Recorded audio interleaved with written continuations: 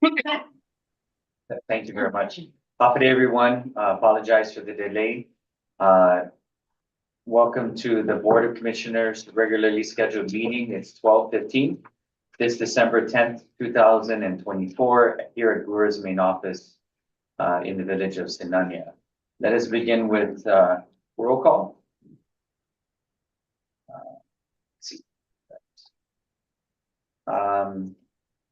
We got Commissioner Delia. I see you online. Yes, here.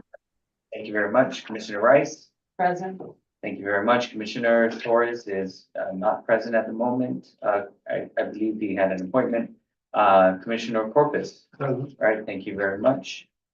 Okay, and Vice Chair Sanchez, I believe, is still on his way. We have a quorum. We'll proceed with the meeting. Item number 2, the board meeting public announcements, which is located in your packets. The first one on December 2nd. And then the second one on December 8th. All is in order. There's no objection to move on. Item number 3, the approval of previous board minutes from November 26th, also located in your packet. Mr. Chairman. Yes, sir. It has been listed as in person. I didn't attend the last meeting. Okay, thank you. That's noted. Commissioner Corpus notes that he was not present at the meeting last time, but it's noted as in person, so we'll make that correction.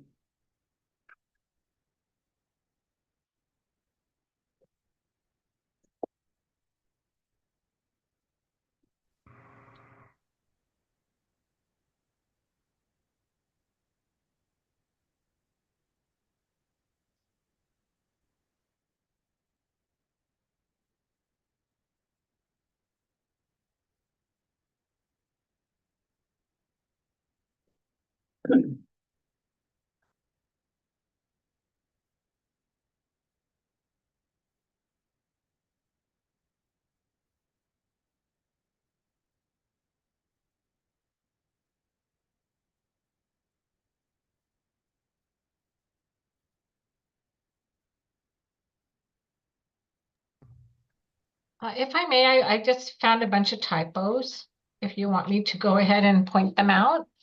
Sure, please do. Okay, so the first one is on page 4 of 19. And if you go down to the bullets, 1, 2, 3, 4, the 5th bullet just has by the 3rd line, it says by taking property and then by taking property again. So we just need to cross out one of those. Okay, noted. And then I think on page 6, at the very last paragraph, where it says the last sentence, she added Deputy Director Esteves prepared a presentation for the board and shared with the public. I think to be shared with the public and to be shared with the public. Okay, noted. And then on page 9, where it says the first bullet, May 28th, GHURA was approved and accepted funding. I think it probably should say GHURA BoC for the Board of Commissioners approved and accepted the funding. And then Noted. This was received by GHURA and paid for with ARP. I think anytime we mention ARP, we need to say it's ARPA because it's the ARP Act funds. I'm sorry, so what's the last one then? Yeah, ARPA on the last sentence, the last part of that sentence. Noted. And then on the bullet 1, 2, 3, 4, 5, same page, the 5th bullet where it says basis used was the 2022 Guam Medical Campus. I just need to correct the spelling of campus, and it actually shows up on several pages. Campus is with an O instead of with a U. So it shows up there, and then on following pages, following page, first bullet, they also have campus misspelled on the first bullet. And then just the 1, 2, 3, fourth bullet down, or fifth bullet where it says priority lot 1, the lot number was just, it's wrong. It should say lot 5280-3, not lot 5328-3. Noted. And then for page 11, the very top line says worthwhile to sow the acquisition. I think we just need to delete so. Worthwhile to the acquisition is what it should say. Okay, noted. And then the second bullet, just again, correct the campus to a U. Okay, And noted. then the very bottom of page 11, the last paragraph, 1, 2, 3, 4, 5, 6, the sixth line, where it says he added that nothing that GURA or the Board of Commissioners, just for consistency's sake, capitalize board and commissioners, the way it's done in the next line. Noted. And then if we go again to page 13 on the very top, 1, 2, 3, 4, the fourth line, again, just the correct spelling of campus. Okay, noted. And that I believe is all that I have. Thank you. Thank you very much. Okay, there's also.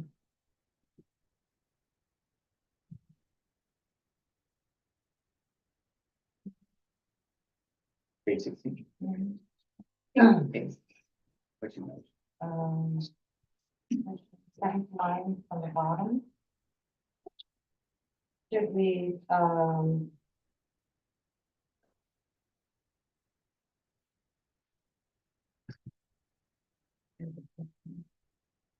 appraisal appropriate is for prepared to respond.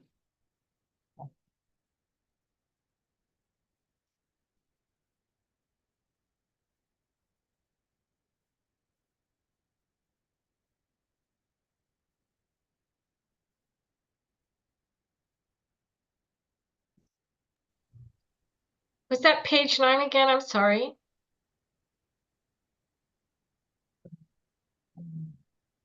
Okay, Commissioner Rice, Yeah, what was the correction? page 16 of 19. Under discussion column, seventh line from the bottom should read, an appraisal.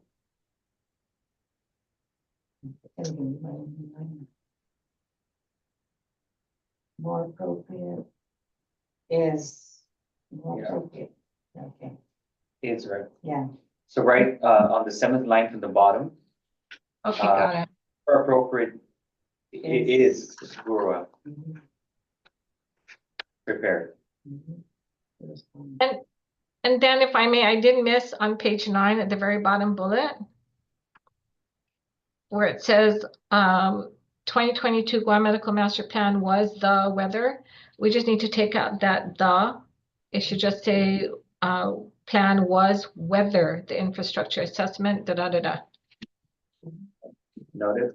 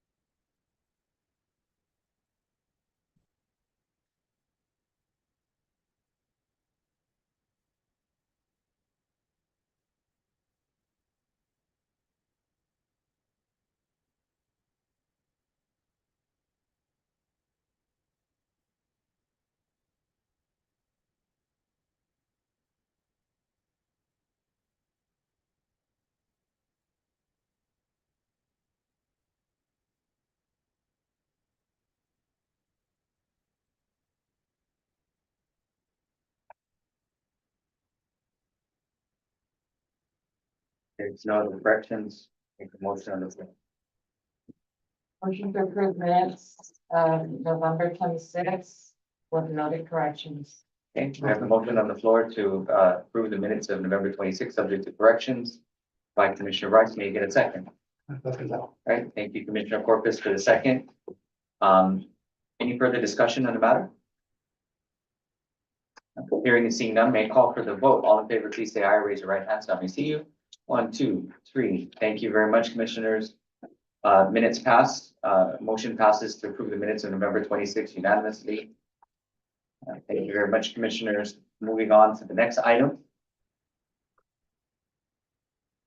We have new business on item number Roman numeral number 4, resolution number FY 2025-011.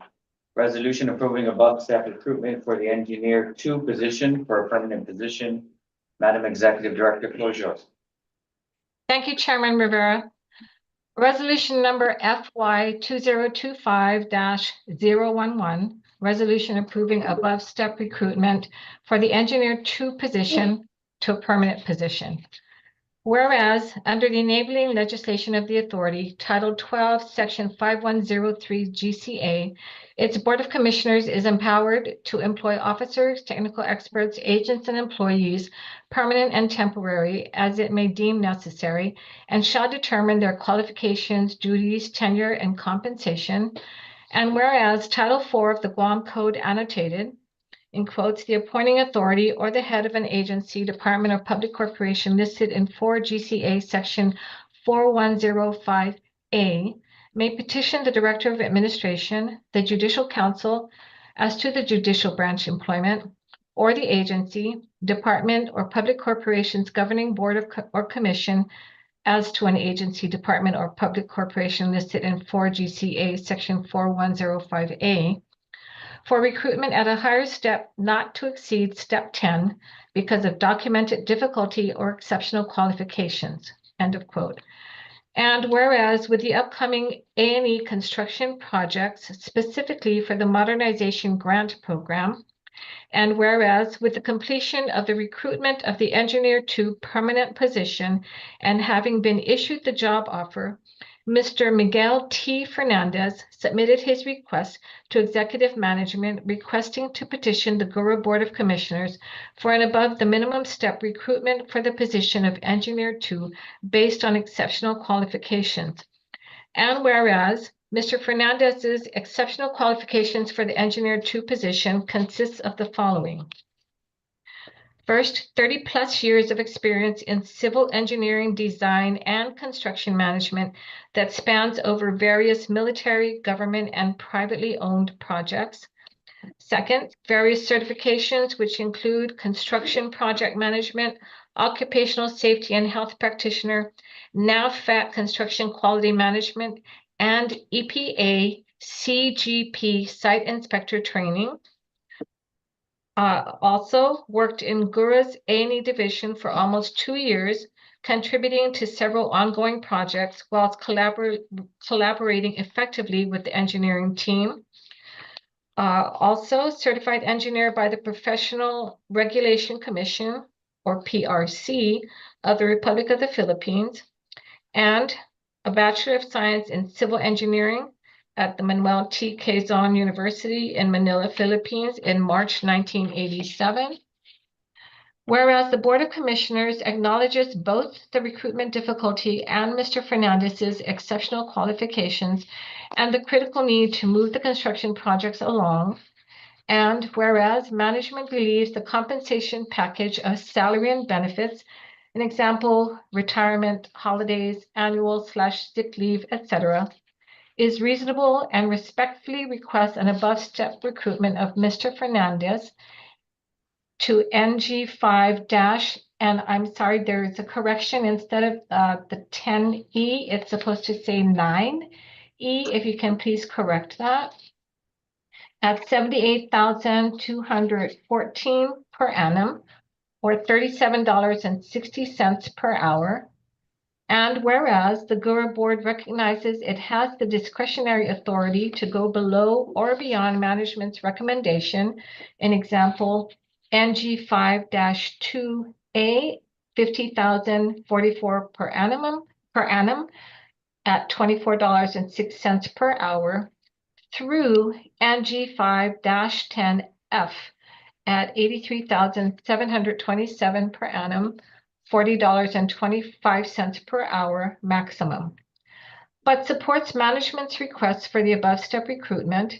And whereas, in consideration of both the recruitment difficulty and exceptional qualifications, the Board of Commissioners wishes to compensate Mr. Fernandez at above the minimum step for the, and if we can please strike out again another error, temporary.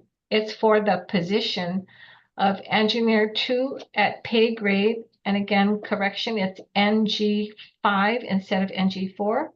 Step 9E instead of the F, which is, and the amount again was a typo error, at $78,214 per annum.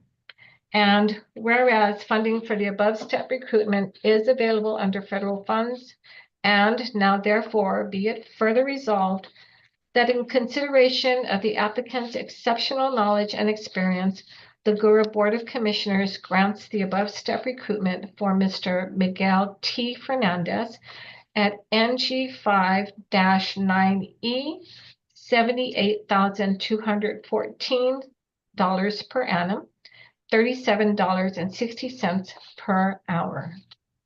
If you have any questions, I believe Ms. Kim is present to answer them.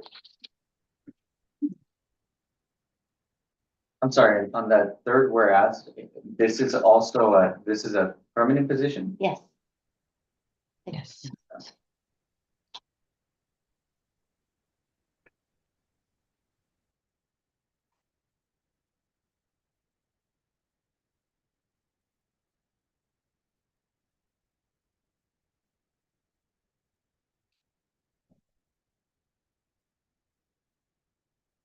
Commissioners, do you have any questions?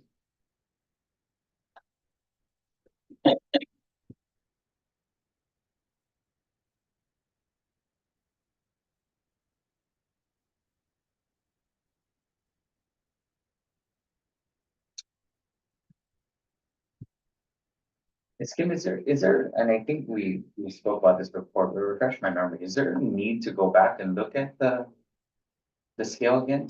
Yes, sir. I think we're gonna be due soon, Okay. for another assessment or review. And when is that? I think we're like gonna be due soon. It's just, I think we need to check with Miss Fran. She's my other partner in this review, Okay, so that's the other component. We can do the review, but the other side is, do we have the money Right. and stuff like that, but okay, I think we're gonna be due, we just had one, 2024, right, so maybe within the next year. But, If I may, that was Sure. for the, pretty much the rank and file, so. Right. Manager, weren't included in the 2024. right.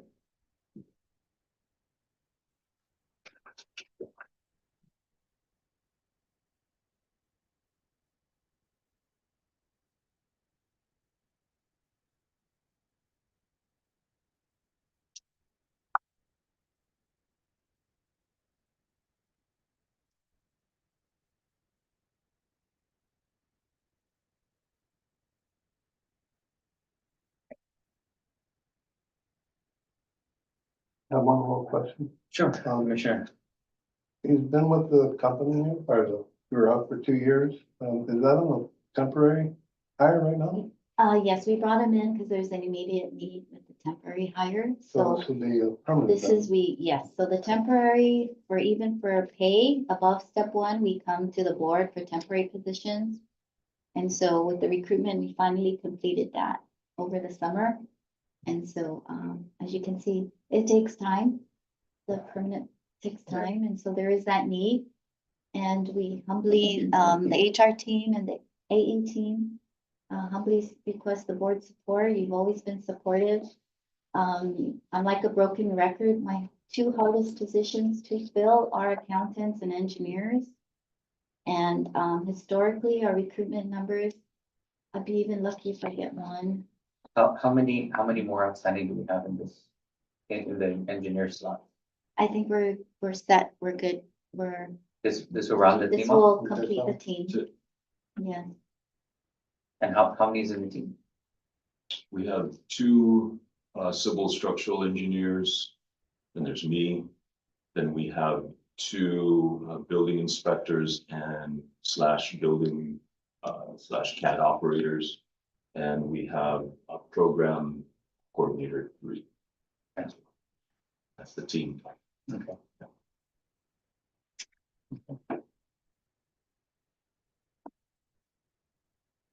Commissioners, do you have any more questions? Okay. If there's no more questions, may I get a motion on the floor?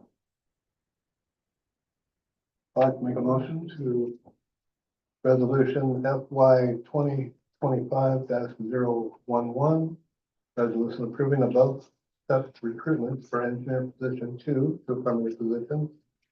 And the rate for Manuel Fernandez, excuse me if I pronounce that wrong. For NG 5-0E, 09. NJ 5-9 Yeah. E at $78,214 or $37.60 per hour. Yeah, subject to that note. Correct? Yeah. Thank you very much, Commissioner Carl. We have a motion on the floor to approve resolution number FY 2025-001. The resolution approving above step recruitment for engineer 2 position, right, from Miguel Fernandez, NG 5-9E at $78,214 per annum at a rate of $37.60, subject to the corrections noted on the resolution. Do I get a second? I'll second that. Thank you, Commissioner Rice, for the second. Any further discussion? Okay. No, hearing seeing no. If I may, Chair. Yes, ma'am. I just wanted to thank the board for approving that above step for Mr. Fernandez, and I think the deputy will agree that, you know, we have engineers within GHURA who are able to do a lot of what we need to have done without our having to contract outside of GHURA, and they have different certifications, right? We have a structural engineer, a civil engineer. Sunny can also attest to the fact that getting engineers in the different areas of expertise is challenging. There are not a whole lot of them out there. So thank you for approving so that we are able to retain Mr. Fernandez within our agency. Thank you. Thank you for that note, Madam Executive Director. You know, I think this kind of speaks to, I mean, the questions that I raised, right, was really just because I know that we've been challenged, right? And it's always been, ever since Commissioner Suzaki was here, the kind of the direction of the sentiment of the board that, you know, rather than doing this, we realize that we probably need to kind of revisit and just do it once and for all, right? periodically. Yeah, and make sure that our scales are up to date with what we can afford, but also competitive, right? Because you're right, it's really difficult to maintain and keep such folks, and even in our industries, it's the same. So it's not an unknown here in the island. So when we find good people, we really need to do our part to keep them as much as possible. We need to be proactive, and that's kind of just the point. Yes. But, you know, to the point of Madam Executive Director, right, I mean, I think that also speaks to the point that was brought up in the previous meeting about, you know, the work of GHURA and our abilities to really help the community and our abilities to be that for the community that we do serve, right? And the greater our capacity, the more we're able to do. And I think that's just that just goes in tow with it. And so I think the board is, and seeing and speaking to the board over the last couple of years, we want GHURA to continue its mission, and we want to continue the trajectory that you're on. And it's not just being reactive in the community, but it's being proactive and really stepping out there and doing our part to build that community, but also helping the other government agencies that it may need it. And I know you've done that in the past. It's my urging that you continue to do so, right?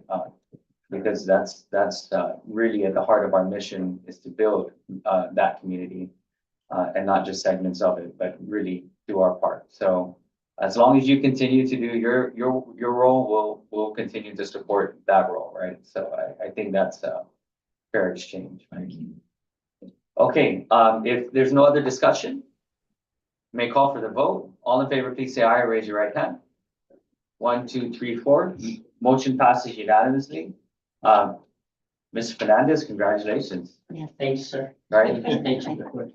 So you're not retiring anytime soon, right? No. No? Even though Okay. it's for him. Follow my hair. Who's your boss? How come he has black hair? I'm younger. Right? Thank you. Yeah. Thank you, Ms. Kim. Sunny, thank you for taking care of the team. Right?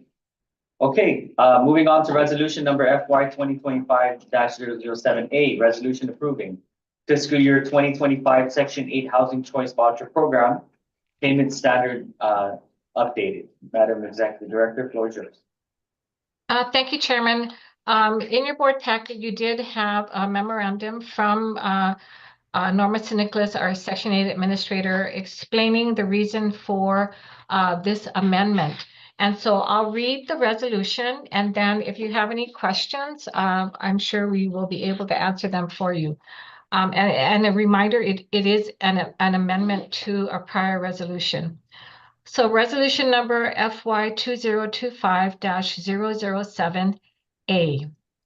Resolution approving fiscal year 2025 Section 8 Housing Choice Voucher Program payment standards, and in parentheses, updated.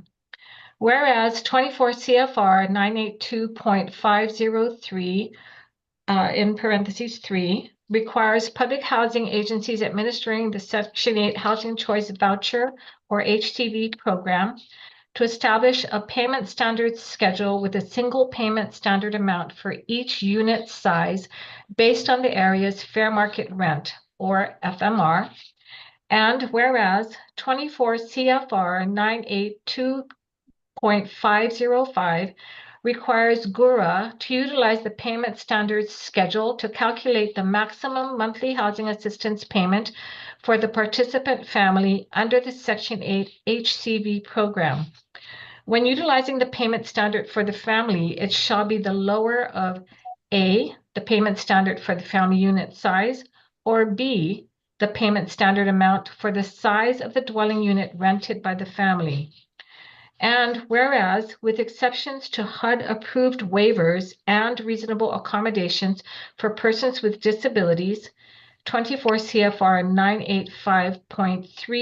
985.3I requires public housing agencies to review and adjust its voucher payment standard amounts annually to ensure it is within the basic range that is not less than 90% and not more than 110% of the area's fair market rent.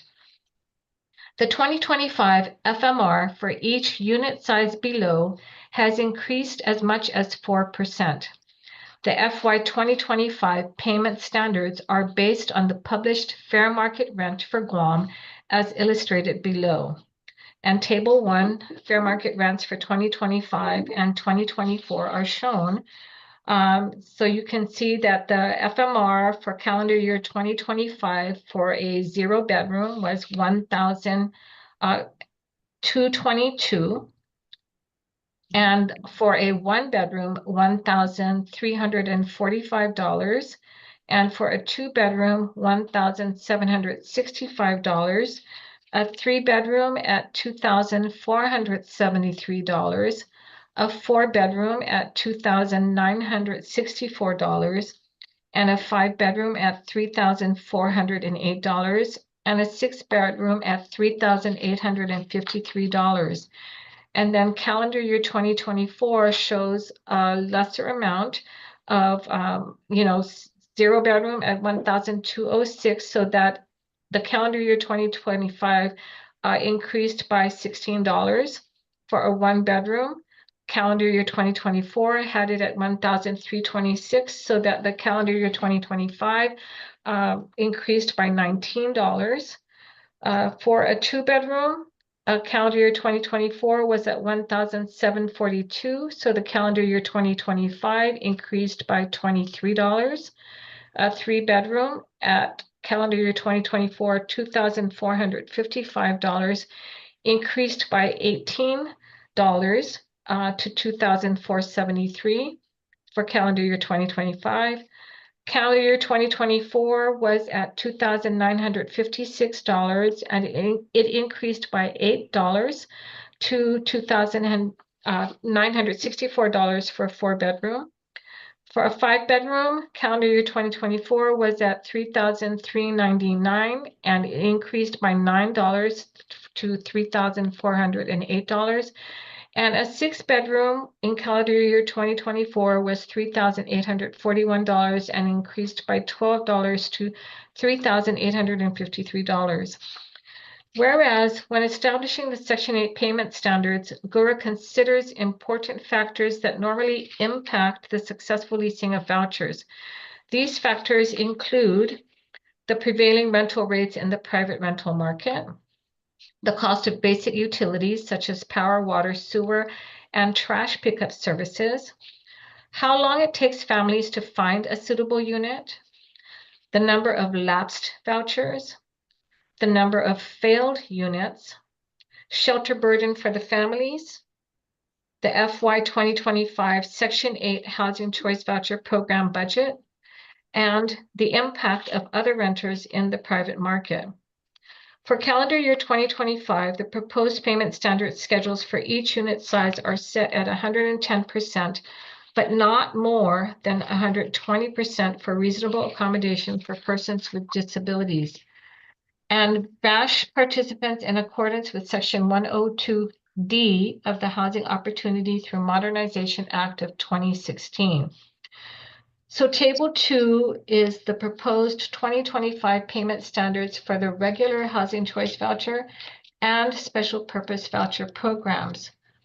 So a zero-bedroom is $1,344 at 110% of FMR. A one-bedroom is $1,479 at 110% of FMR. A two-bedroom is at $1,941, 110% of FMR. A three-bedroom is at $2,720, 110% of FMR. A four-bedroom is at $3,260, 110% of FMR. A five-bedroom is at $3,748, 110% of FMR. And a six-bedroom is at $4,238, 110% of FMR. Whereas 24 CFR 982.503D5 permits housing authorities to establish without HUD approval or notification an exceptional payment standard for participants with a disability and for veterans under the Veterans Affairs Supportive Housing Program. The exceptional payment standards are to provide disabled and VASH participants a fair chance to access and enjoy housing opportunities. The exception payment standard amount for an individual family shall not exceed 120% of the applicable FMR.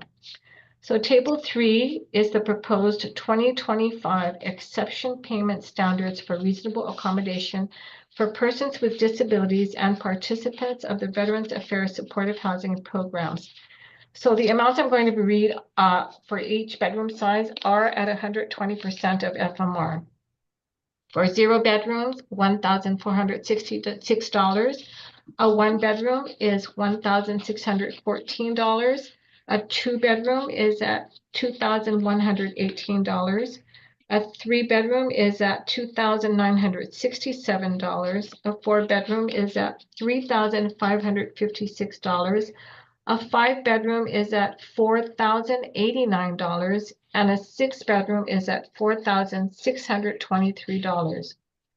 Whereas the approved payment standard schedule shall be applied to HAP contracts effectuated for calendar year 2025.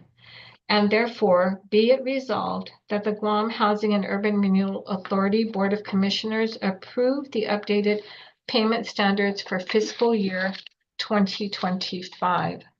And I believe Miss Norma is present to answer any questions you may have on this amendment to the resolution FY 2025-007A.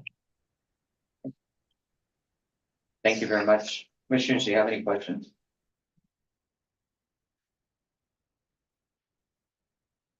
When was so this was an update, right? So when was the original resolution? Last month, Yes. November, yes. November 27th. Yeah.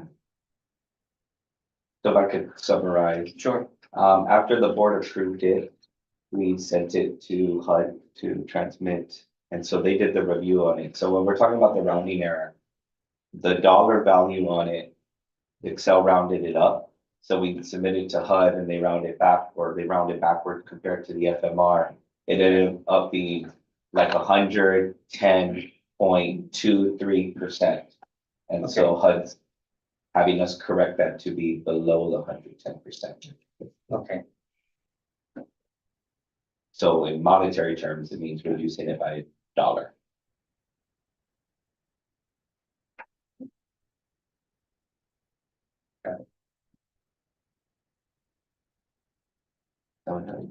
Yeah,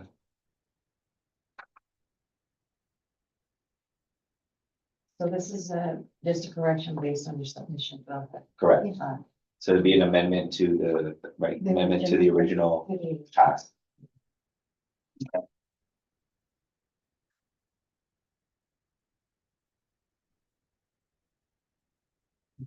Okay, that answers that. All right. Commissioners, do you have any other questions? I think that's pretty straightforward. Okay, if there's no other questions at the moment, may I call for a motion? I'll move to approve resolution number FY 2025-07A. Resolution approving fiscal year 2025, section 8, housing choice voucher program payment standards updated. Mr. Chair, I would just also include a correction that was indicated by the executive director verbally. And the second to last whereas, it should be third line down, it should be veterans, not veteran. Oh, yes. Veterans. Oh, Plural, veterans, correct. plural. Okay. So noted. Okay. You want to amend your motion? I'll amend my motion to approve resolution number FY 2025-7-007A. Resolution approving fiscal year 2025, section 8, housing choice voucher program payment standards updated with the noted amendments. Okay. I have a motion on the floor. May I get a second? I'll second. Okay, thank you, Commissioner Carr, for the second. Any further discussion? Not hearing and seeing none, may I call for the vote. All in favor, please say aye. Raise your right hand.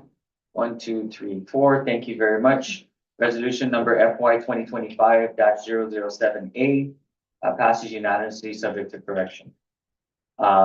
Moving on to item number 3 of new business, change order 1. IFB GHURA -24-12, rehabilitation of Bradley Bill. Thank you.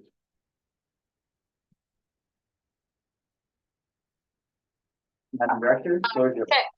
Thank you, Chairman. Change order number 1, rehabilitation of Bradley Building, IFB-GHURA-24-12. I know in the packet you had a November 7th letter from Genesis Tech Corporation referencing the rehabilitation of the Bradley Building and their change order request, indicating why they needed to have additional costs for the work to do that rehabilitation. And just for your reference, in case you may have forgotten, the Bradley Building is a facility that GHURA purchased with non-Fed funds, and it's the building that is going to be our annex, like a storage annex for all the files that we have in various storage facilities that we are renting. So they're all going to be in that building, which is located in Anigua. And so maybe if I may have Sunny, is Sunny in the boardroom with you? Yes, ma'am, I'm here. Mr. Sunny, can you go over this change order that we are presenting in front of the board? Of course, that I can. All right, good afternoon, Commissioners, Madam Director, and Mr. Deputy. Again, thank you for allowing me to make this presentation. I'll make it as quick as possible. This change order, but before I go over the actual change order with you, I'd like for you, usually I have pictures, but today I forgot to put together pictures, but I'm sure this is a very common and very well-known location, which is Choti.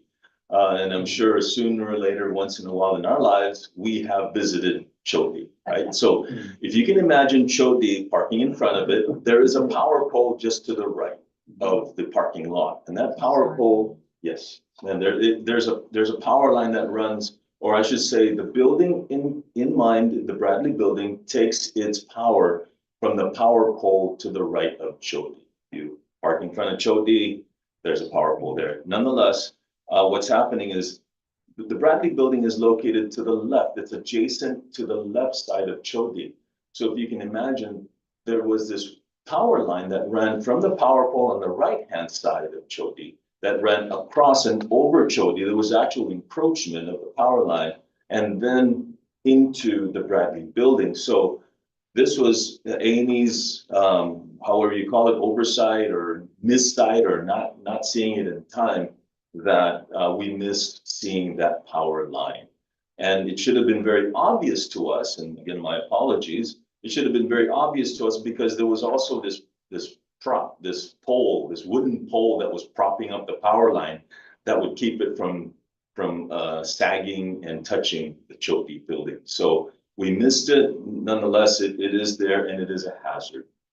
So it has to be done. That's one. The second one is the meter itself. There's a power meter that needed to be replaced, but we had missed it because of vegetation. There was a lot of extensive vegetation near the Bradley building, so it was easy for us not to see at that time during the inspection.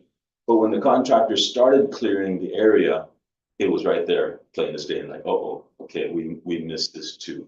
So two things we did not see was the power line that actually ran across Choti and over the building. And there was something that a piece of wood that propped it up. We missed that. And of course, we also missed the meter. So as a result, we needed to correct that problem, the encroachment problem, as well as the power problem. So the solution is to go ahead and run an underground line, as what GPA standards call. And so this is not an estimate from the contractor. We actually did an estimate. Of course, we follow the GPA standards. Mr. Andrew Matlogna, our building inspector, who is quite adept at doing these estimates, came out to 28,000. And yes, it's not in our paperwork, but it is a budgetary estimate of 28,000. And that's why the change order also, who's this? Mr. Kim from Genesis also came very close to our budgetary estimate. Again, it is a standard installation with a pedestal, and to also remove the weather heads. I think that was the difference, is he has to remove the weather head, but everything else is standard there for the underground, for running an underground power line from the power pole to the actual facility. So it follows GPA standards and construction, it's construction practices. So that's my presentation, Commissioners. If there are any more questions, I hope I can answer. It also includes the building of the pedestal. Yes, sir. Itself. Yeah, Yes, sir, that's correct. it's an old building, so. Sometimes. Right. Okay. And this is a budgetary estimate, as you said, so if we approve this. Oh, that's an actual quote, sir. Oh, that's an actual quote. Yeah, we prepared the budget, then we got the quote Oh, okay. as Got it. processed.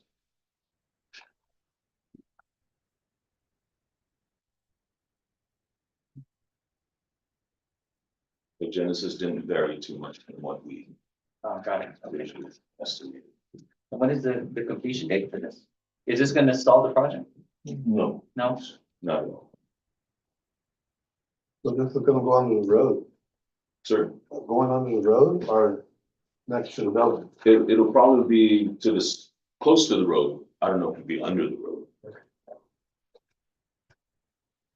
The reason I'm asking is, from the pedestal to the existing power meter, the slide we disposed of. How far is that? I mean, those specs been put in, I'm sure, right? Yes, sir. It's like 10 feet. But the new pedestals could actually be like right next to the telephone pole. Right. Just running oddly from the telephone pole to the weatherhead, Right. held up by a piece of wood on the other person's property. Yeah. I think the standard is now. the pedestal. Correct. Yeah.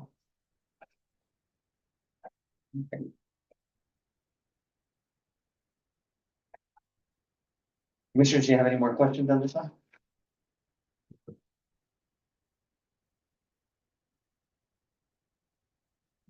Okay, if not, may I call for the motion?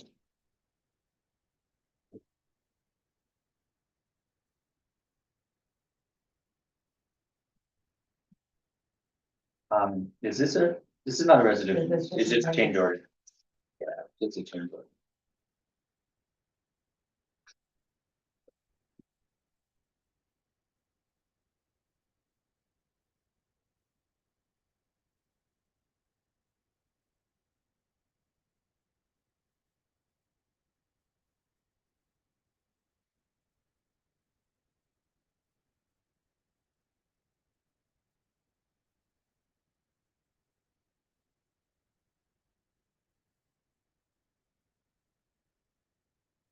Chairman, I'd like to make a motion to accept this change order number 1 rehabilitation of Bradley Building.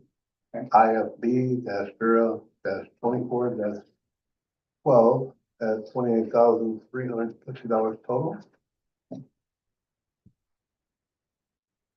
And this is to Genesis Corporate. Yes. Okay. Thank you very much, Commissioner. I have a motion on the floor to accept change order number 1, IFB GHURA-24-12, the rehabilitation of Bradley Building in the amount of $28,350 to Genesis Corp. May I get a second? I'll second that. Okay, thank you, Commissioner Rice, for the second. Any further discussion? Hearing and seeing none, may call for the vote. All in favor, please say aye. Raise your right hand so I may see you. 1, 2, 3. Commissioner Delia? Yes? Yeah, thank you very much. Motion passes unanimously for change order number 1, IFB GHURA-24-12. Thank you, Commissioners. Moving on to item number 4, 2024 LIHTC QAP application cycle. Madam Director, the floor is yours. Thank you, Chairman. As you may recall, at the prior board meeting on November 26th, we did give you in your packet information ahead of time of today's meeting so that you could look at all the criteria that was taken into consideration for the selection of the LIHTC 2024 application. So today I will go over what the recommendation was from the panel. Okay, so LIHTC 2024 application, panel results and recommendation. Greetings, Board of Commissioners. The 5-member panel, which consisted of 3 GHURA personnel and 2 non-GHURA personnel, concluded their evaluation of 5 LIHTC applications during the 2024 cycle on November 18th, 2024. The panel consisted of the following individuals: Nicole Alejandro, a Section 8 Program Coordinator 3 at GHURA. The second was Monica Guerrero, a Chief Planner for the Bureau of Statistics and Plans, or BSP. The third panelist was Robert San Augustine, Director of the Office of Homelessness Assistance and Poverty Prevention, or OHAP.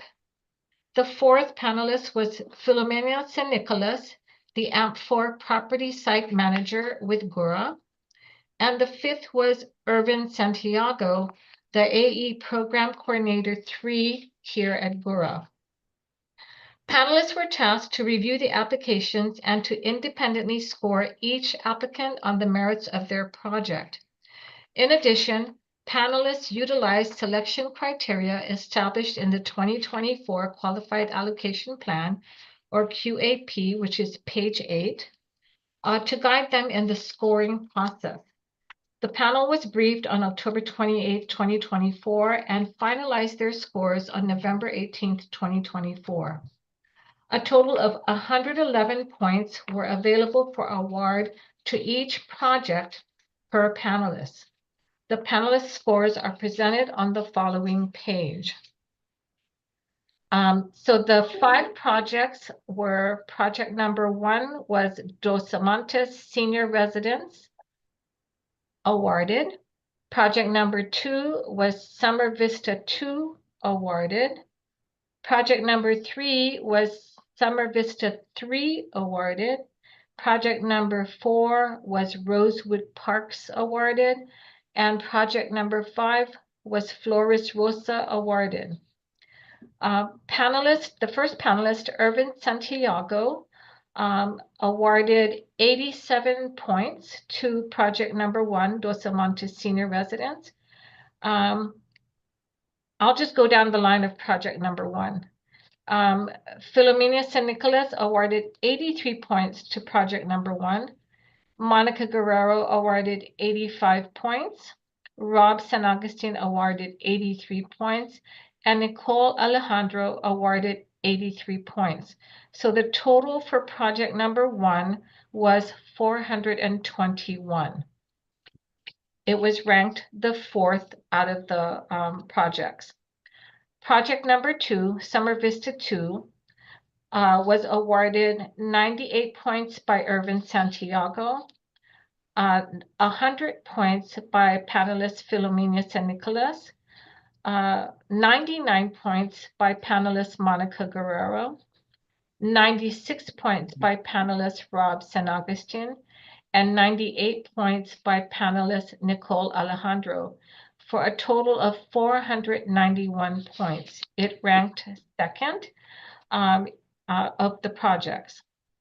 Project number 3, Summer Vista 3, was awarded 99 points by panelist Irvin Santiago, 100 points by Filomena San Nicolas, 99 points by Monica Guerrero, 96 points by Rob San Agustin, and 96 points by Nicole Alejandro, for a total of 490 points, and it came in 3rd in the ranking of projects.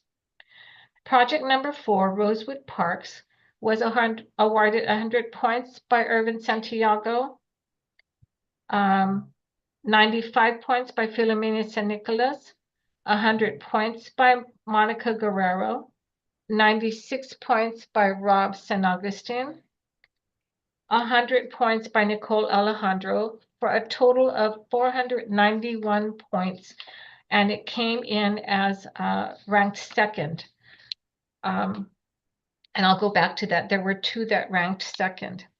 Project number 5, Flores Rosa, was awarded 105 points by Irvin Santiago, 105 points by Filomena San Nicolas, 105 points by Monica Guerrero, 101 points by Rob San Agustin, 105 points by Nicole Alejandro, for a total of 521 points.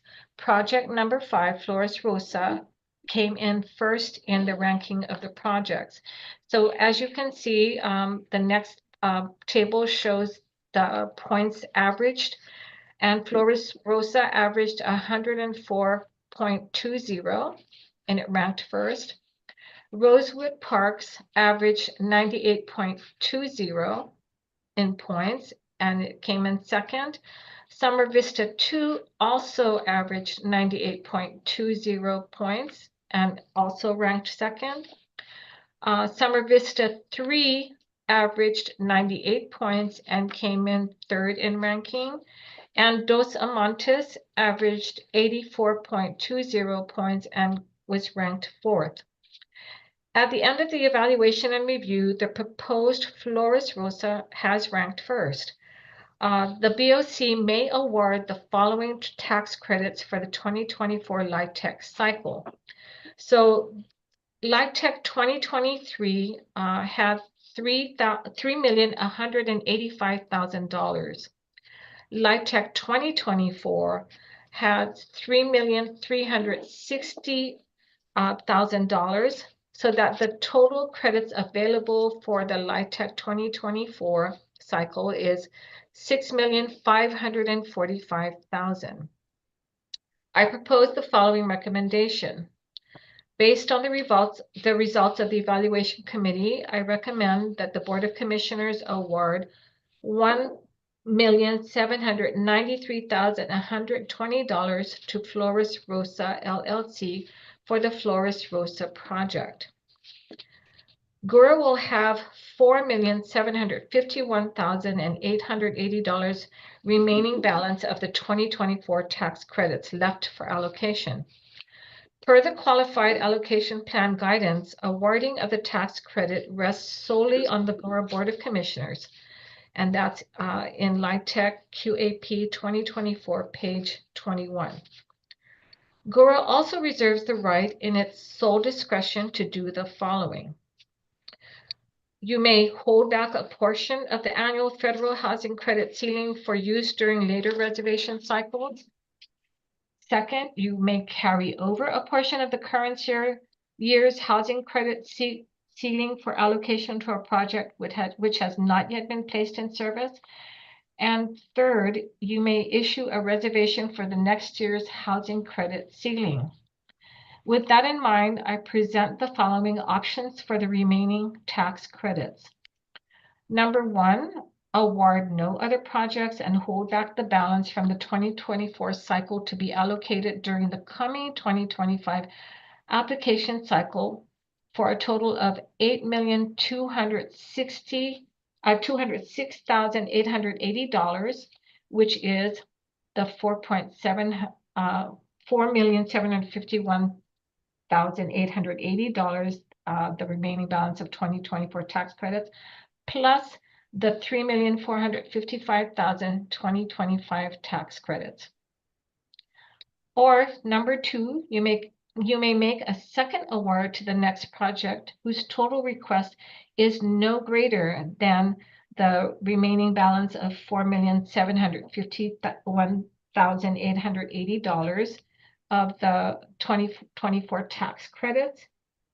And if I may, it does have a footnote, number two, and if we may go down to the footnote, it says, the Summer Vista 2 project, while also achieving an equal point score to Rosewood Parks, is requesting for funds greater than the balance available for 2024 credits.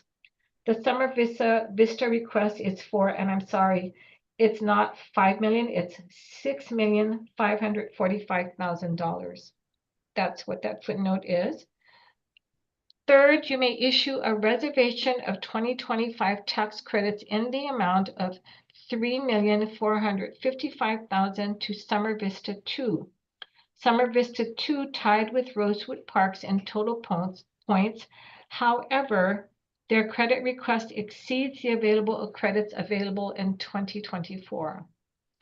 The GHURA Board of Commissioners may make a decision at the December 10th, 2024 meeting, or if the decision warrants further review and consideration, a decision can be made at the second meeting in December 2024.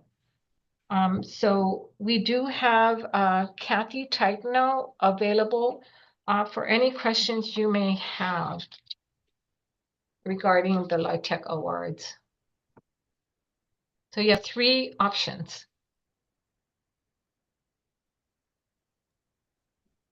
So I do have a question based on reviewing these documents.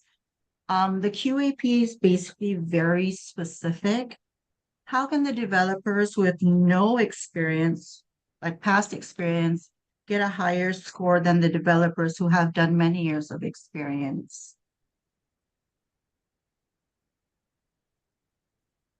Good afternoon, commissioners. The, the, the developers in question, all of them have experience in development of projects, large projects and housing projects. But yes, you're correct.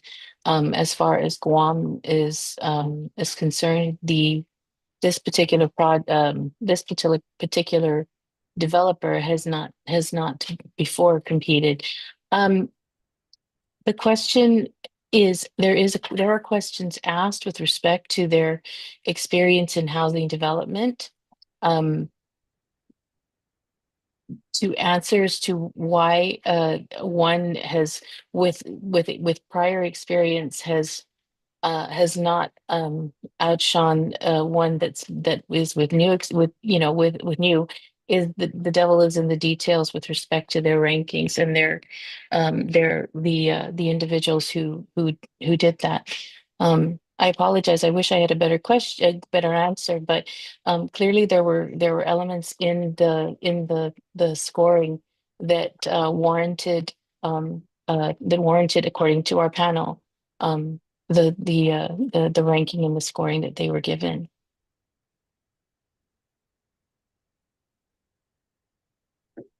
So if I understand what you're saying, you're saying that based on the criteria, it's more about experience in development or being a developer in the scale of the project more so than than them having had previous experience with LIHTC? Is that what I hear you saying? Yeah, there are no specific additional credits provided or awarded for having prior LIHTC experience. So is there, I guess then the question could be, is there a reason why that information is applicable? Excuse me, forgive me, director. No, I'm thinking, right, when we sent you the information on the selection criteria, I'm thinking that each one of the selection criteria and whatever the developer presented in their project, that's how the points were awarded. Remember the criteria as project location and proximity, project financial feasibility and viability, project characteristics, population served by the project, developer, owner, and management team, et cetera, right, in the criteria. So I think it's what the applicants presented in their individual projects was, and then the selection criteria that the panel was looking at for each of those projects was how they awarded those points when they were doing them individually, right? Right. No, I That's got that, and I think that's why I was asking the question, and maybe let me rephrase that. Because I was looking at the criteria, right, and based on what I saw is it kind of aligns with what you're saying, right? Is that the criteria is specific to what they're judging, and the criteria is based more on those factors such as their experience with the project. But if that's the case, I guess my question is then why would it be necessary to put experience with LIHTC on the chart if it's not germane to the criteria that they're being judged by? If I may, so the chart on page 16 is just general information for the board. It's not actually weighted considerations, right? So if you look at the weighted considerations of what you provided last. Correct. Yeah. So it's just general information. So kind of an broad overview of the projects and the developers. Okay. Not germane to the ranking provided by the panelists who are voting purely on the application and the criteria and the QAP. So it's additional consideration the board may take up as part of their determination. Okay. Noted. Thank you. So germane for you, but it wasn't germane for the panel. For the panel on their ranking. Correct. Got it. Okay. No, that's helpful. Thank you. But the QAP does ask the question that, or the QAP's criteria is that they must have LIHTC experience, right? No, the QAP requires that they describe the developer, owner, and management team experience and capacity. And you assert, well, obviously, all of these folks have that capacity because they were scored on capacity. Yes. Okay. So just a tangent question, right?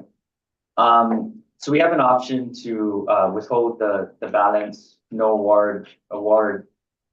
What would be the reason why in your you as the director and the executive director, right, planning out our future?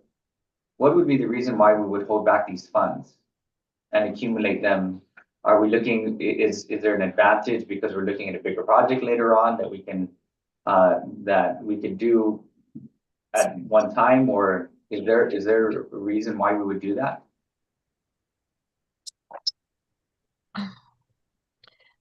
So I think when we drafted what our recommendations were, right? That's why we gave you options.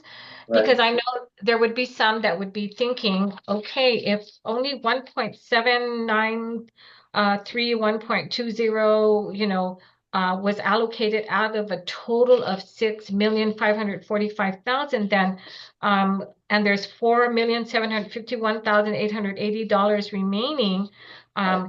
Should we go ahead and proceed and award that to the next person who falls within that budget, so that we can get these projects going, right? Or, hold back. That's why we're leaving it up to you. Hold back that 4,751,880 and add it to the 3,455 of 2025 tax credits, right? And then award it to, I don't know, Kathy, I think we would be throwing out a new application, right? We are, For we are looking to hold another application cycle in 2025 if it is warranted. The options ahead of put in the QAP was for an amount of 6.545 available through the 23 and 24 credit allocations. Subsequent to the start of the QAP, we were notified, the information was made known that the 2025 allocation was announced. The recommendation put forth to the director and to the director by the panel would only take up the 1.7. So the balance of the 4.7 available still to award, with the two that are at number in the 2 position, one of them is coming in under that, or at that point of the 23-24 allocation.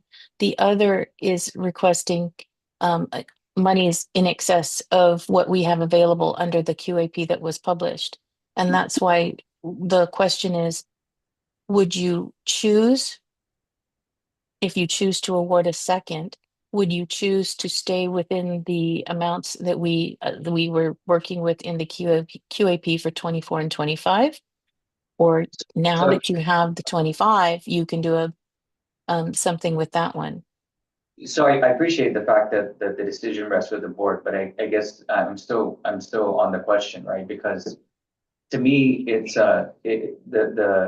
and please correct me, right, if I'm missing anything, but to me, the decision here is do we release the funds and get these things built, which we know is important because we have a housing crisis, right? And we have an ability to build. Obviously, we defer, there was more money in the pot, but there's time lapse, right? And obviously we don't solve an immediate problem by pushing it off. So it's a timing issue versus an opportunity issue. And so my question to you as the leadership is there any good reason why you would think that holding these funds is any strategic advantage or any benefit other than the fact that, and correct me if I'm wrong, other than the fact that there is a developer that could build that is ranking, but the developer is over a limit and we would have to wait for the funds in next round, right? So is there any other reason that you could help enlighten us so we can make a decision as a board that would help us in any advantage of holding it, or? No, Yeah, I Ms. guess, Liz, if you will, I just have, you know, from my vantage point, there is no advantage to holding back the issuance of as many credits as we can to try and meet the need for our housing shortfall as it is.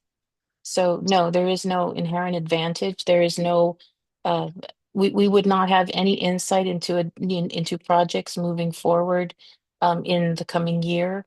We would be doing what we do normally, and we were looking at we found that 2 years of allocations is more, it has the cost of things with respect to the LIHTC projects, as we've seen, have grown to a point where uh 2 cycles has made more sense for us to try and go out and look at competition.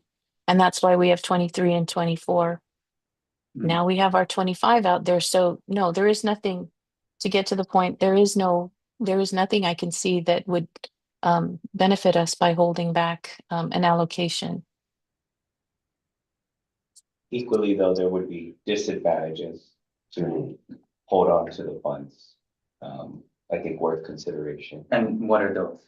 For the Well, record? one, I think as you were alluding to, it having money in the bank and not building housing units helps no one, Yeah. right? And there's no project plan or QAP really kind of deigning what an $8.2 million LIHTC project would look like for next year, or whether that's going to be split into two, increased costs the longer you wait. So, you know, again, we on the executive management side, want to present all options to the board. I think because of the nature of this grant or of these funds, these credits, we want to make sure there's, you know, because there was a panel that was impaneled that Right. we don't want to steer the board. Yeah. Right, but subject to your questions, we'll Right. answer. So we want to just put all options there, even those that may not be advantageous to what the board may want to do. We just want to kind of lay it all out there and make sure even publicly Right. that everything was up for consideration. And that's my concern, right, is if there's no advantage to holding on to the money, right? And the fact is you don't build a house tomorrow. Yeah. And so the longer we hold on to this and the longer the housing it will take for the housing to be built. So you know, just my thoughts on the issues, and commissioners, I'll open up to you that if you have any thoughts, but my thought is one, my concern would be holding on to the funds would not help our crisis any. We have an ability to do something now. Which is a posture that we've been taking anyway, is that if we have an ability to do something and do good, then let's do it. And I think that's one. And then the second one that I'm concerned about is just over the last year or so, seeing the construction prices go up. We've had tons of change orders come simply because the prices went up on construction that was already underway, right? And there was nothing that we could do about it. And so holding on to construction projects also may not be advantageous for us. So that's just where I'm going with this. If you have any thoughts on it. My concern is there's two that are tied. So how do you plan to spread out? Who's gonna get what? So could you, well, I mean, from what the process and the director said is that there is, the caveat is in the footnotes. One is within budget, the other one will require an excess for next year, so we'd have to wait. So we would have to. So when decide would which this one. cycle be? So when would the 2020. 2025 funds be available? Calendar year, is it? Kathy, right? 25 becomes available in the calendar year? We would issue a credit reservation for the 2025 credits. So then a couple months, I believe, right? Well, we'd have to go through the whole QAP process for the 25 funds. No, Or no, the the reservation. The reservation would hold those credits for if the project was to be need them, they would be reserved for that project ahead. And anything excess of that then would be available for, if anything was in excess of that, then it would be dealt with on its own in another cycle. Which would be the 26, which would be, I mean, I guess just projecting ahead, if 25, if part of 25 were reserved, then what, to award a second project, then the remaining of 25 likely wouldn't be enough to move anything additionally, and then would likely get combined with 26. Or on occasion, we have, there have been situations where awarded projects prior to their place in service have come back to ask for additional credits, but they'd have to justify that in another action to the board. It doesn't happen often. There may be, if I may, one operational consideration the board may want to consider. It's while the capacity that was provided in the application was for a company to do a single project, that doesn't necessarily mean that one company or the other can handle two projects at the same time.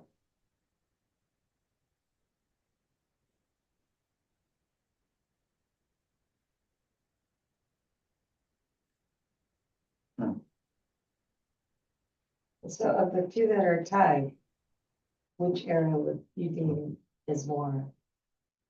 That I won't answer. I'll leave that to I'll defer to the evaluation committee, right? And what was in the applications. It's, Yeah. These are both distinct areas that are growing. We're saturated like Denver, and Renewal is growing, so. Which area do you deem?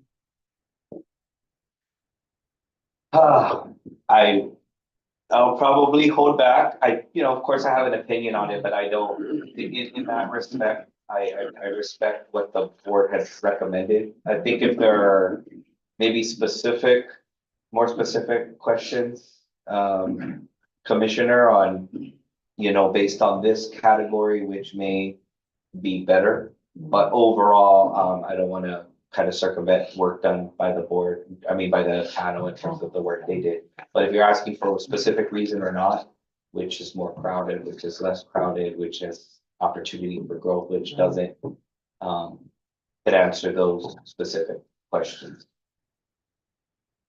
So if I got this right, the decision, I don't think that we're in, do I hear any opposition to, well, let's get the first one off the table, right? Do I hear any opposition for the recommendation of awarding the first 1.7? I don't think I hear any opposition to No that. opposition to that. All right. So then if that's the case and then the decisions before us, and please correct me, right? Is if we award the remaining balance of 2022 and 2020, I'm sorry, 2023 and 2024 for the 4.751 balance, right? Then that will exhaust that. We have the 2025 coming at 3,000,03455, right? So if we exhaust that, then we will have a round for 3,455. Now we don't exhaust that. Then the balance of the 4 will carry over to that, and then we would have the 2 combined. But then we don't know where the prices will be at, and we would have at least waited, right? Because we would need to wait for at least 3 months. Yeah, around 3 months, Kathy? For 3 months for the 2025. We would run a QAP cycle later in the year. You'd have to run another QAP cycle. Yes, if you don't act on it now, then well, because it's available, but it normally, what we had at the time when we opened for this QAP was 23 and 24. Now we Right. know that there is 2025. Okay, so then that's a question, right? So then the 6-5 was known, right? Okay, I see it. So Summer Vista 2 went for the full 6-5 is what it is. Got it. Good afternoon. This is Joyce Tang. I'm counsel for Cortec, and I was wondering if there's an opportunity for the public to comment No. at any point. What do you think? Not, Not while they're in We're still active deliberating. deliberation. I'm sorry, we're still in deliberation. Okay, all right, I understand. I just want to point out an inaccuracy in a statement made by your planner. I'm sorry, we're still in deliberation.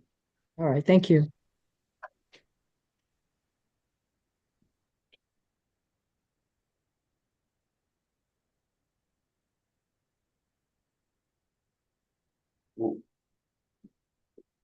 Okay, If I may, I think there's the option, Kathy, to come back for a second meeting in December, correct? Correct. And I think where you may have been leaning, correct me if I'm wrong, Mr. Chair, was to, since it's the panel recommended and there's no opposition to awarding the first project, perhaps if the board had additional information they needed to make a decision on the remaining credits, whether, based on the additional options available to them. I mean, that may be something we can do. That way there's, questions. If there are questions that will affect the decision, then the information could be made available to the commission, the board.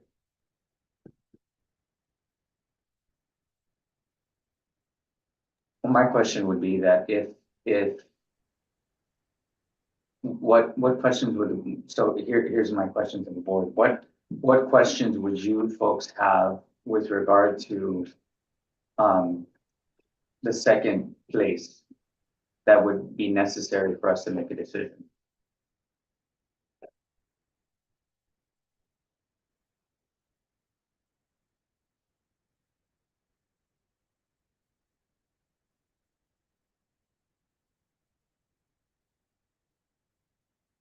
Because if we're gonna table this and get more information, what information will be asked? Will we ask?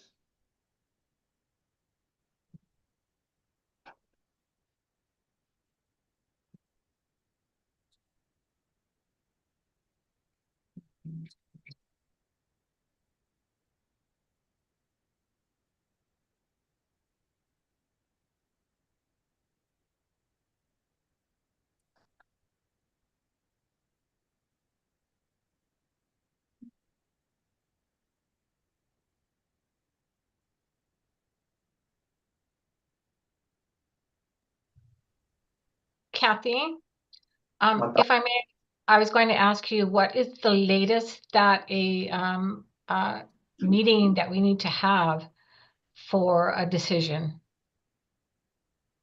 I believe we were looking at it, and if you had a meeting in the next 2 weeks, as would be normal for the month, that would be enough. If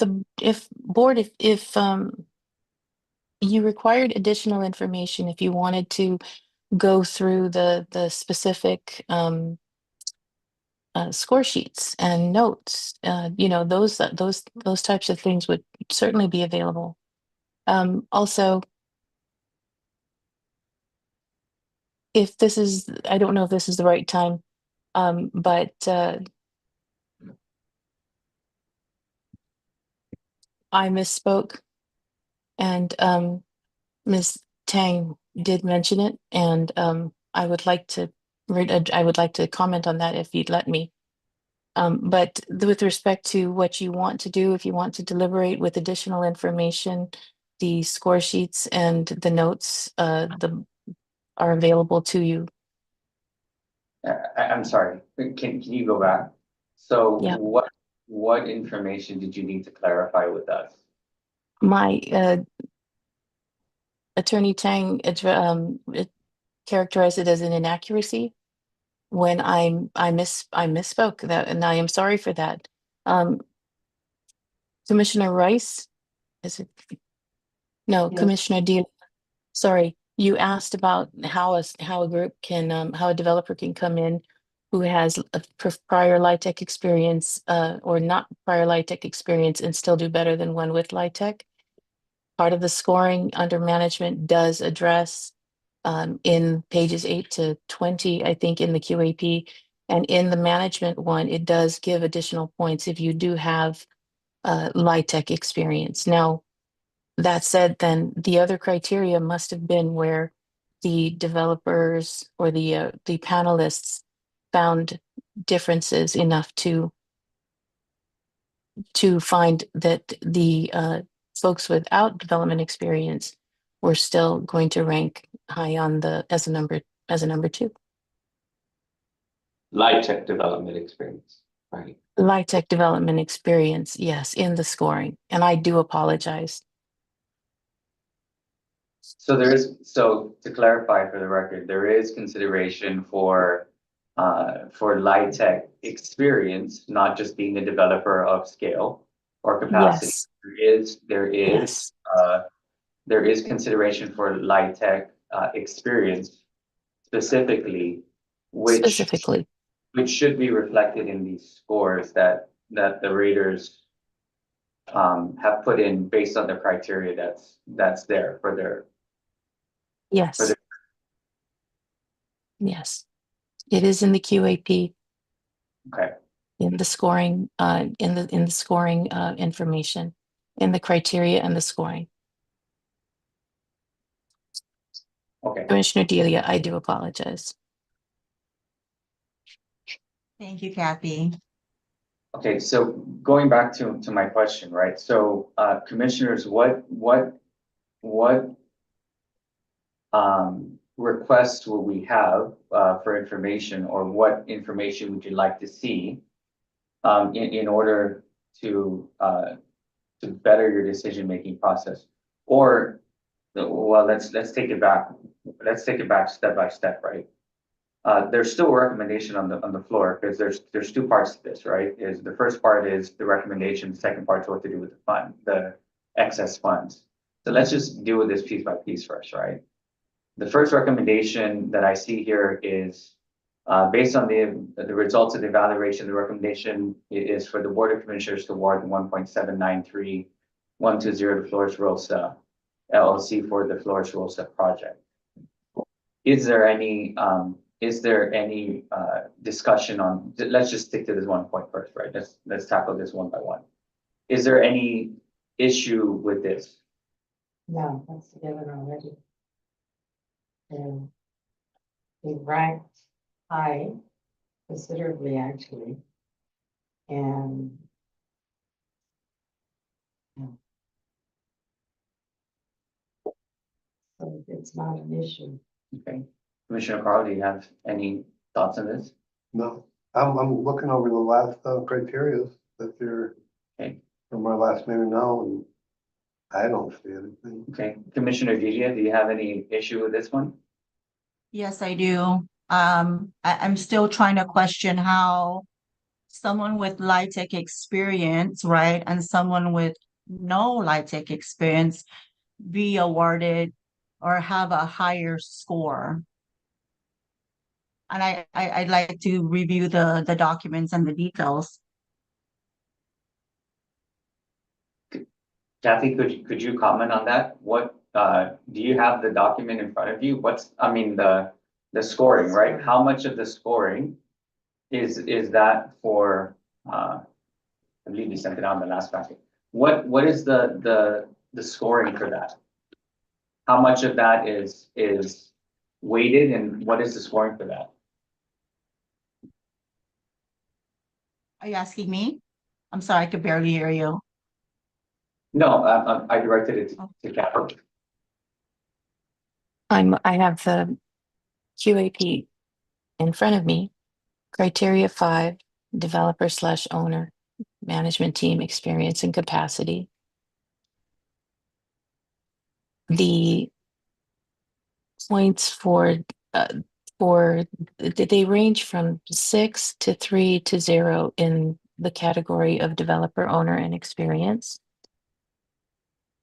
The second part of that is management team. It also goes from 6 to 3 for the management team experience. So the criterion is split into 2 elements.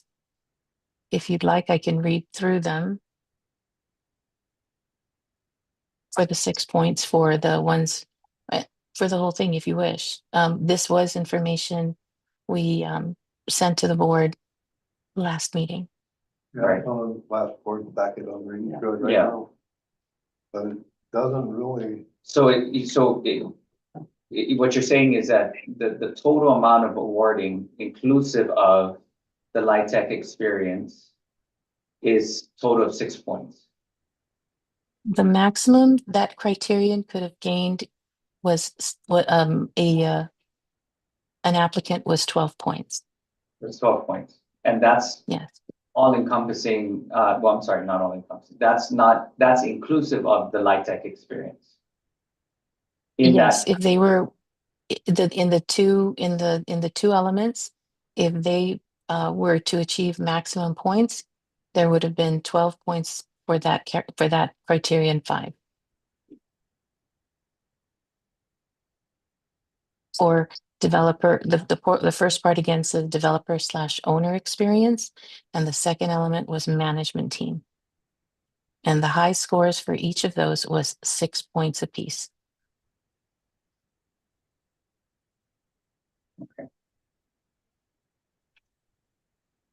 Commissioner Delia, do you have any questions to that? Is there anything that you wanted to clarify?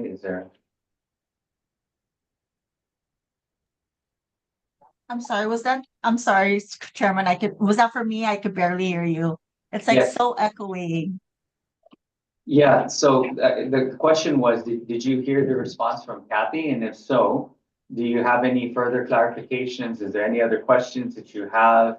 Is there any other information you needed? Yes, so I want to apologize because I didn't have the opportunity to review the document prior to this meeting. I was absent on the last meeting. So I'd like to, be able to review the documents.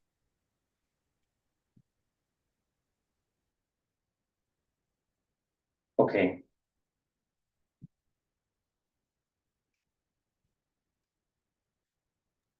Chairman, I just want to ask a question on this. Sure. The project, well, the points that each one of the bidders are putting down here, there's no, it shows on the last board of commissioners packet, the amount of points for each area, for instance, community engagement strategy could be worth 1 point, et cetera, but it's not, it doesn't show us what project or, what the points were given for each part of that. Starting with the project number 1 here with a total of 421. We don't have any information on how they came up with that number 421, although only the explanation of each point. So what you're saying is you would like the breakdown? I think that's what we need. Okay. If we can share this for 2 weeks, and we can get a breakdown review every week. That's a review. No, they have it. Yeah. There are some things we can't put out, like we're not gonna put out the application, right? And trust me, there are companies out there that will try to foil thinking, because they're trying to see what the other competition is doing. So there's some things, just like a procurement, we can't necessarily just put out there, but we can just definitely arrange for the board to review the documents if you want to look at the applications and look at it with the scoring sheets. That's where we're Yeah. getting to right here, right? Well, that was my question, right? Is there any additional information that you're needing? That- Right, that, The scoring on each station okay, for each project, that would be helpful with the, okay. but it's, I may be wrong, but I mean, you're showing the total scores on different things, but we're not seeing what scores made available for people with no experience with light tech equipment, projects to be over money with, Okay, only a total score is wrong. And is that something we would be privileged to, or? You're privileged to it. It's not something we can put in the board packet necessarily. Especially the applications, right? Because you're gonna compare the score to the application, right? They're full, because a lot of that's proprietary, right? How, how they're getting to how they're doing their pricing, how they're designing their project. We can definitely make that available for you guys to review. okay. So just some clarifying questions, right? Because I remember voting on one of this just once before. We didn't have that many issues in the other round that we did. Remember it? Well, So, I'm sorry, I apologize. I'd like to add something. So Sure. what we reported, I think a couple months back, is we actually went out to the community, right? We held an event because we were trying to encourage more light tech developers to come out to bring more ideas for projects, right? While it is a consideration in the weighted score, it's not overly rated because, it's not too highly weighted because we want more developers to present light tech projects, right? Okay. So, because of the direction we had gone to get more participation in the light tech program, there should be some consideration not to go counter to that, right? It said, hey, we went out to the public, to developers to give more information about light tech, encourage more applications and participation in our QEP process, very public about it. And then, potentially harm, a new developer who spent time to put the application together because they've never done one before. So something I think worth the consideration. Like, we did report that to the board that we were going to go out to try to get more applications.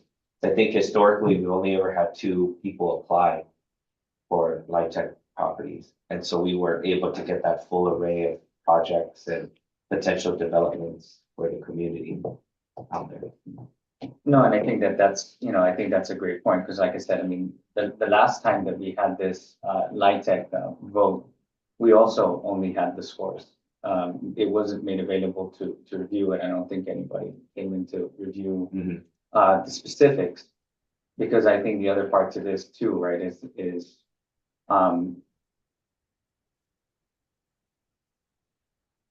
the folks that are doing the voting, right? The criteria. And in good faith, right? They did their work based on the criteria that was given to them. So,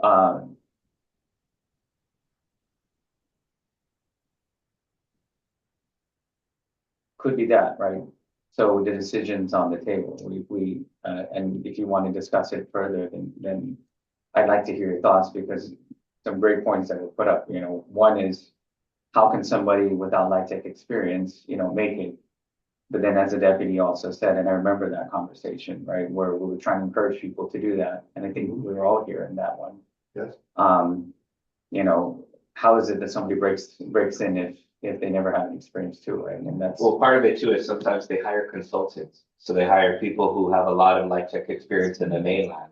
right, Right, so they may not have active experience here, but when they look at the management team, they include those things like, hey, we have these services. I'm not saying that happened in that specific case, but on its face, that's a potential of how that happens. So how does a company who's never done a light tech before, score high? Is they hire a professional who's done a Outsource. lot, right? They outsource, and you know, they incur that cost to get that and help them with the application portion. That's one way of doing it, or it could have just been a profound project, and like Kathy mentioned, you know, they weighted higher on the other criteria of the project, and in totality, they ended up scoring higher. Okay, If I may, I was just going to say that remember the selection criteria, there are 14 of them.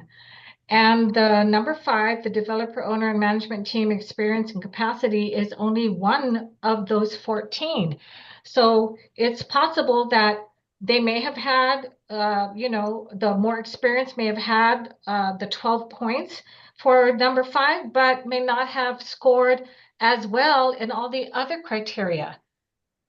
It's only one of 14 selection criteria. So I think that's what we need to keep remembering is the management team experience and capacity is only one of 14 selection criteria. They may not have had, you know, as many points in the other selection criteria, which is how the panel awarded it to someone who didn't have as much experience in LIHTC as, you know, someone else, another applicant.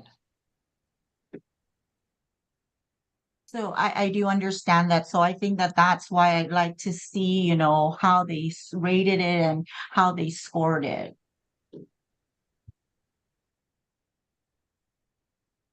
okay. So,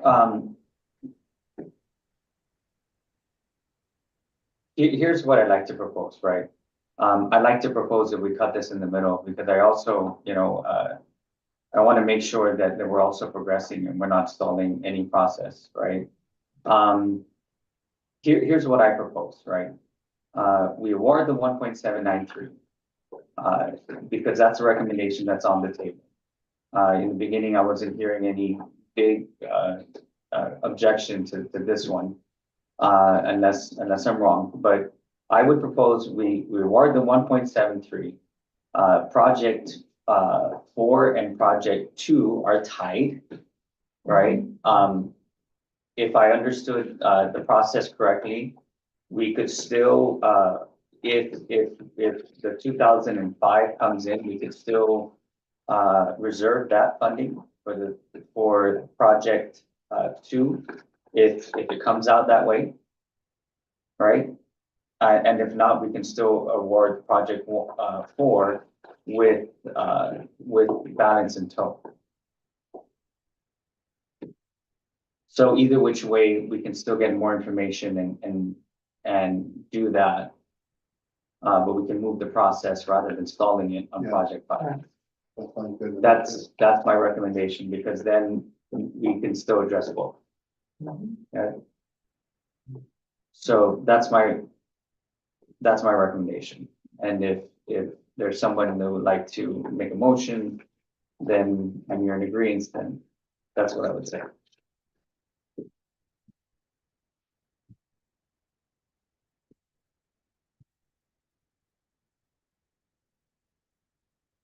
Can we connect the motion?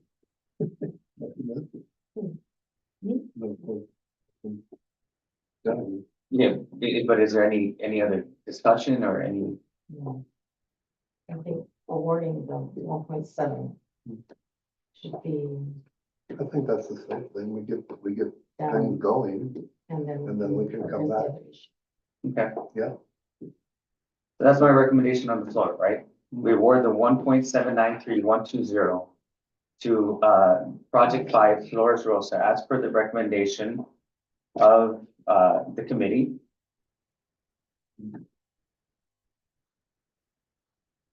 You can still on the address. And then well, I guess let's take this 2 parts, right? First part, let's just clear off the first one.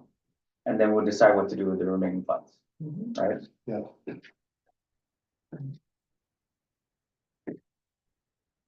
You'd like to love for choice. The motion is to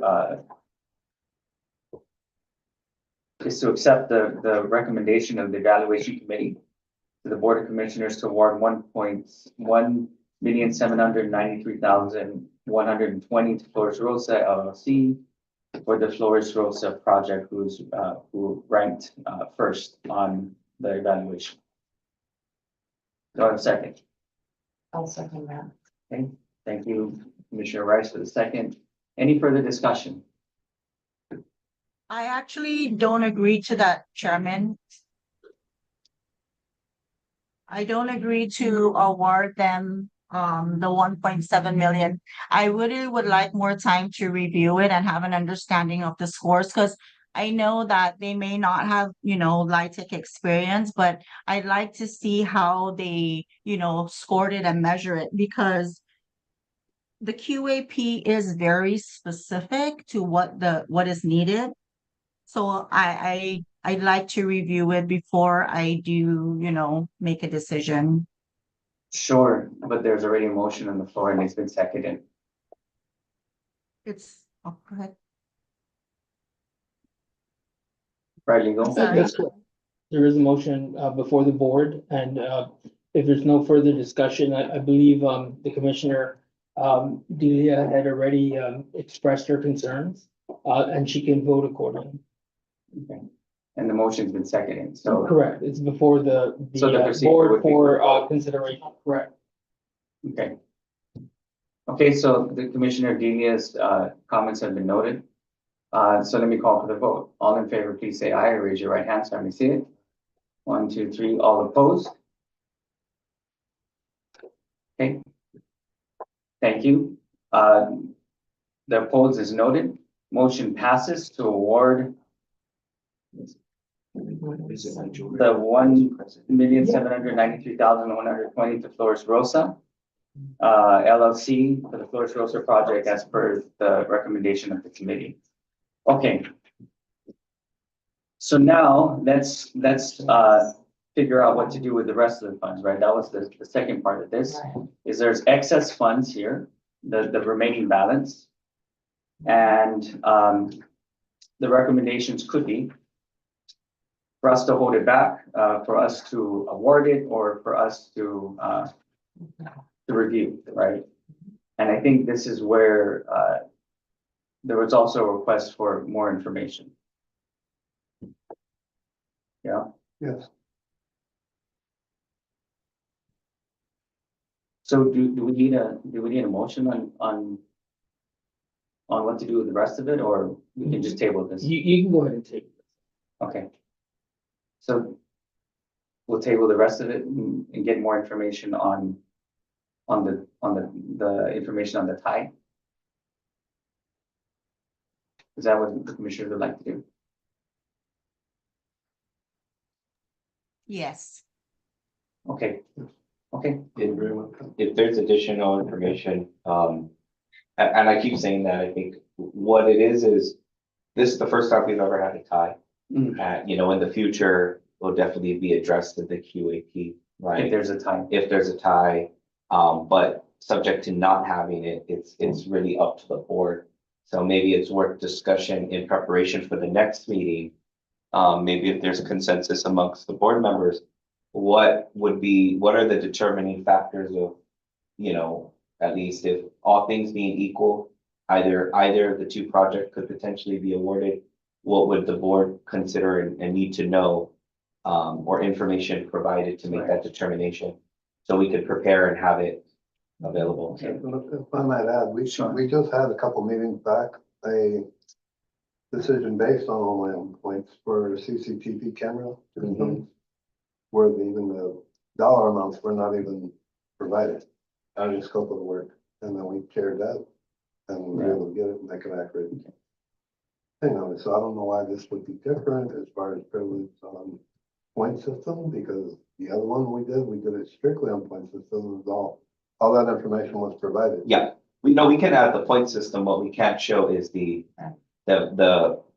their application, right? Like how did, you could have the point system 1, 3, 4, 5, but their application, on what the point was based on, isn't for. Well, I think we did that though. On that one, if I just recall correctly, one point was given to one contractor above another because they were a veteran. That was a specific point, Yes. was it not? I mean, okay, so how does that differ from a corporation company gonna build or gonna contract? No, we can provide the point breakdown, definitely. That's Um, what it is. Again, it's the proprietary information, because if it Oh, was, sure. if there was proprietary information subject to that procurement, that wouldn't be available publicly, Mhm. right? It's available to you guys as the board, of course, but it's not available, at least for public dissemination. Right. Yeah. So I guess what the administration is asking, or the leadership is asking, if I hear it correctly, is if you have any questions, right, it's privileged to the board. You would probably just need to come in and make some arrangements so you can view it. It won't come out, the full packets will not Sure. come out on the board packet. Mhm. But if there's any information that you would like to read or research or take a look at, then you're welcome to come in. And take a look at it, make your notes so that you're prepared for next. Hi, Krishna, can you come here, please? Okay, Okay. okay. Yeah. Okay, so, yeah, so please let them know if there's anything else. So we'll table this pending more information. And so we still have a balance of, the 4 million plus the next one that's coming for 2025. And so we can still award this project for the next round, in the next meeting. Yes? Okay. And preferentially, right, if we can award without having to go to another round of applications, then that would probably be the better outcome. That would be speedier. Okay. Yes.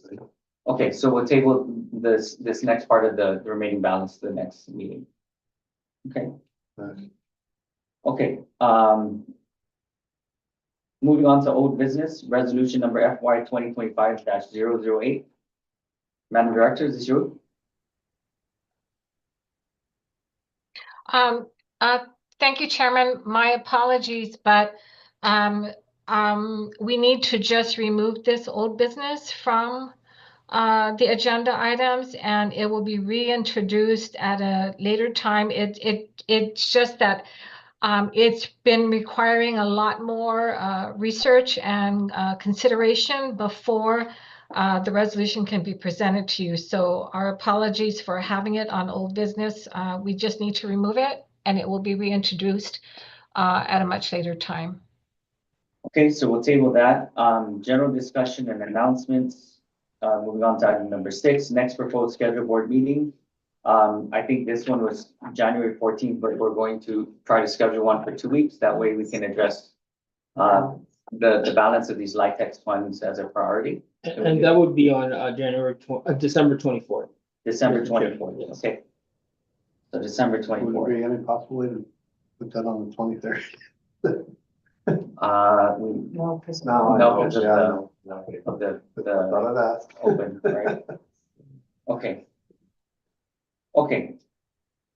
So December 24th, so can we please make sure the administration said that? Okay.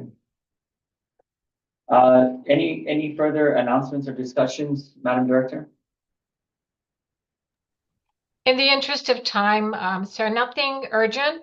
It just some announcements from happening this month, but it can wait until the next meeting. Thank you. Okay. If nothing else, may call for a motion to adjourn. I'll call for a motion. Okay, second. Second. All in favor, any opposed? Okay, thank you very much. Meeting is called at 2:09 p.m. Thank you, Commissioners. Thank you. Thank you.